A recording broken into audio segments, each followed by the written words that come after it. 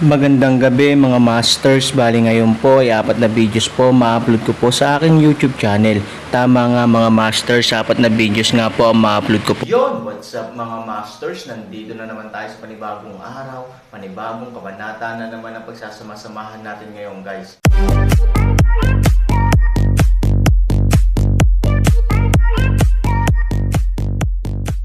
Bali mga masters, kung bago ka pa lang po sa aking YouTube channel, please click the subscribe button, lalong-lalo na po yung notification bell guys, para maging connected pa rin tayo sa isa't isa at maging updated kayo sa mga susunod ko pang video. Bali mga masters, bago natin umpisahan ng kwento ay mag-shoutout po muna tayo para sa mga solid nating tagapakinig. Shoutout kay Jay Dagokoy, shoutout kay Mark Nel Acohedo. Yun na nga mga masters, no? Bali hindi na ito patagalin. In 3, 2, 1, let's go! Mga master, magbabalik tayo sa pag-upload ng 4 na videos everyday simula ngayon araw. Salamat sa solid na pagsuporta mga master. Ang gayong posibleng pagsasabuatan ay nagpang-inig sa Aaron. Naramdaman pa niya na ang mundo ng Xuanyuan ay maaaring isang laruan sa mga kamay ng ilang malalakas na tao. At ang karamihan ng tao, ngunit ang ilan sa mga embellishment ng mga laruan, nadagdagan ang higit pang playability. Mukhang gusto mo pang mamatay, mahinang sabi ni Ivory. Walang kamalay-malay na napalunok ng laway ang lalaking naka-white shirt. Si Ivory ay may ganoong ugali na wala siyang pakialam kung masaktan niya ang ilang tao dahil dito. Bagamat alam ng lalaking naka-white shirt na hindi isang matalinong pagpili ang hulihin si Linlong sa ngayon, kung hindi, mawawalan siya ng buhay. Ang pinakakagiat na bagay ay ang panatilihin ang buhay ng isang tao. Gagawin ko ang lahat para matugunan ang hinihingi ng birhen. Sabi ng lalaking naka-white shirt.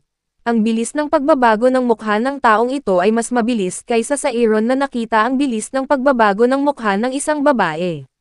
Tiyak na, sa harap ng buhay, ang mga tao ang pinakamadaling matitinag. Matapos hintayin na umalis ang lalaking naka-white shirt, tinanong ni Aaron si Ivory, anong ginagawa mo kay Linlong? Naghahanap lang ako ng dahilan para pakawalan siya. Sabi ni Ivory. Inisip ni Aaron na haharapin ni Ivory si Linlong at handa siyang magsabi ng ilang magagandang salita para sa kanya. Pagkatapos ng lahat, tinulungan din ni Linlong ang Aaron na maghatid ng maraming mahahalagang impormasyon sa panahong ito. Sa hindi inaasahan, si Ivory ay nakahanap lang ng dahilan para suportahan siya. Ngunit ang paggawa nito ni Ivory ay nangangahulugan na wala siyang maraming oras.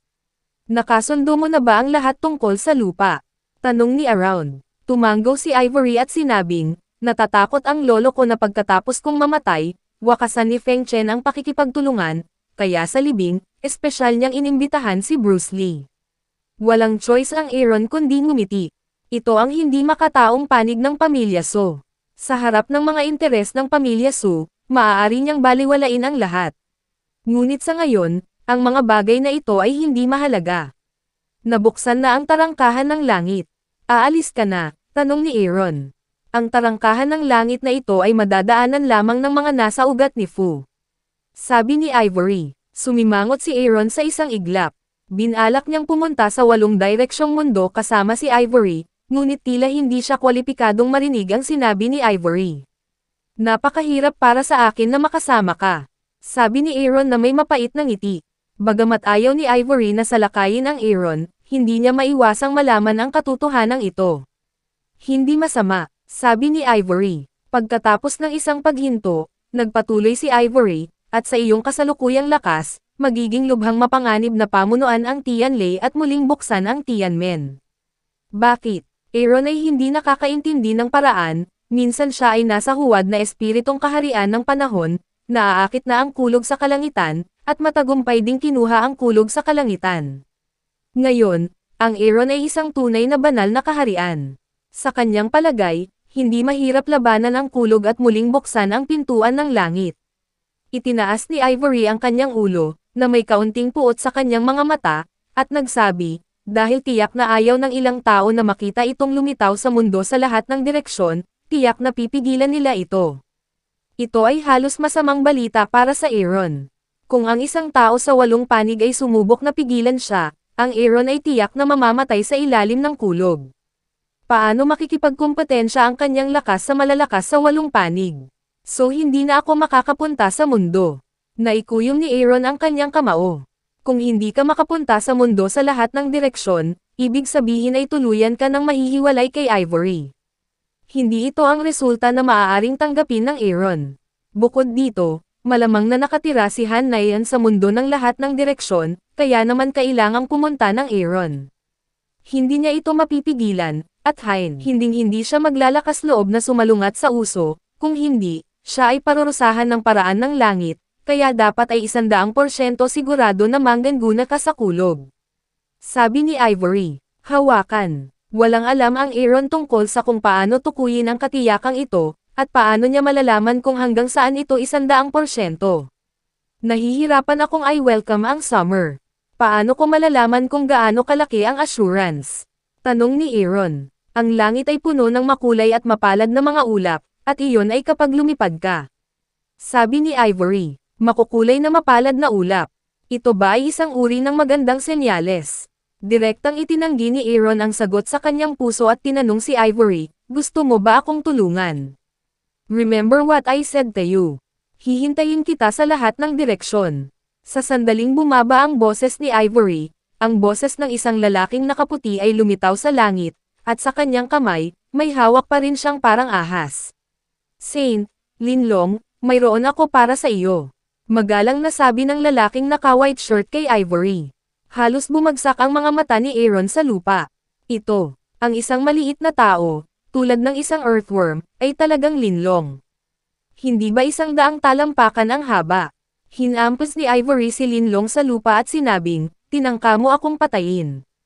Isa itong aral para sa iyo. Mula ngayon, kung hindi mo ako susundin, papatayin kita. Nanginginig si Linlong sa lupa. Pagkatapos ay tumaas si Su sa langit at pumunta sa pintuan ng langit. Tinitigan ng lalaking naka-white shirt si Aaron at nabigong patayin siya. Ibig sabihin, hindi pa niya natapos ang gawaing itinalaga ng taong nasa likod niya. Gayunpaman, sa harap ni Ivory, talagang hindi niya ito magagawa. Kaya lang niyang sumuko. Kitang-kita ng Aaron ang matinding intensyon ng lalaking naka-white shirt na patayin siya, at ang lalaking ito ay lingkod lamang ng pamilya ni Fu. Natural, hindi siya makakagawa ng sarili niyang desisyon. Kung gusto mong patayin si Aaron, dapat mayroong isang tao sa likod ng utos, at ang taong ito ay tiyak na nasa pamilya ni Fu, at ang kanyang katayuan ay hindi mababa. Dahil dito, medyo nag-aalala ang Aaron. Ngayong hindi pa siya napupunta sa mundo ng 8, na-provoke na niya ang mga taong gustong pumatay sa kanya. Ipinapakita nito na tiyak na mahihirapan si Aaron sa mundo ng 8 sa hinaharap, at maaaring harapin ang panganib ng kanyang buhay anumang oras. Sa oras na ito, maraming tao ang lumitaw sa Tianmen at lumitaw sa mundo ng Xuanyuan. Tumangala si Aaron at nakita na ang mga lalaki at babae ay kasing edad ni Ivory, na may malakas na kapaligiran sa itaas. Bilang karagdagan sa Aaron, maraming tao sa mundo ng Xuanyuan ang nakakita ng eksenang ito. Para sa mga ordinaryong tao, ito ang tunay na Diyos, ang Diyos na karapat-dapat sa kanilang pagsamba. Ang isang malaking bilang ng mga tao ay lumuluhod sa sandaling ito, nagdarasal ng tame time, umaasa sa proteksyon ng mga Diyos. Ngunit alam ng Aaron na sila ay mga tao lamang, mga malalakas na tao. Nang dumating si Ivory sa maraming tao, halatang pinigilan nila ang kanilang pagmamataas. Hindi marinig ni Aaron ang kanilang sinasabi, ngunit ramdam niya ang saloobin ng mga taong iyon kay Ivory, na halatang kababaan ng mga katulong sa harap ng amo.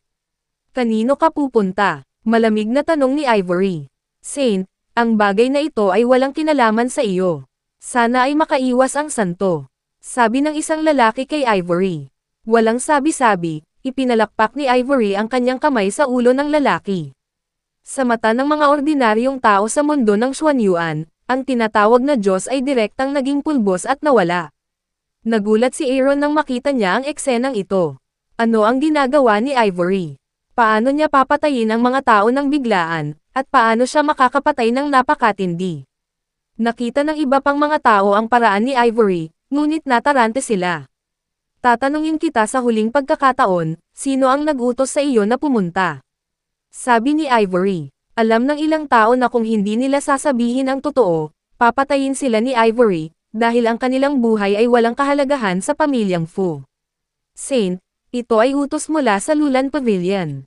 Ang isa sa kanila ay nagmamadaling sinabi kay Ivory na siya ay natatakot sa kamatayan at nawalang buong katawan, kaya kailangan niyang sabihin kay Ivory ang totoo. Tumaas ang bibig ni Ivory na may malamig na ngiti. Napakalawak ng pamamahagi ng kapangyarihan ng angkan ni Fu. Maraming tao ang may hawak na bahagi ng kapangyarihan at may pananagutan sa ilang bagay.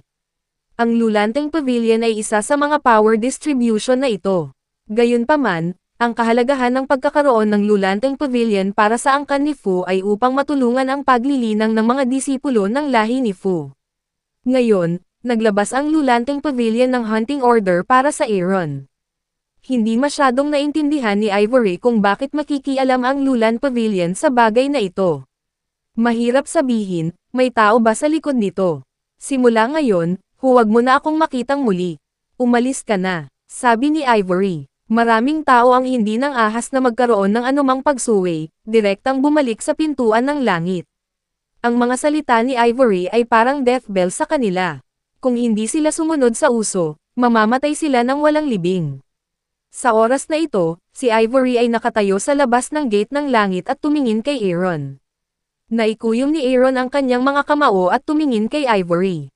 Pinaghihiwalay sila ng langit at lupa, ngunit ang kanilang mga puso ay malapit na konektado. Alam ni Aaron na kung gusto niyang makipagbalikan kay Ivory, dapat niyang ipakita ang kanyang tunay na kakayahan. Huwag kang mag-alala, gagawin kong matatag ang aking sarili.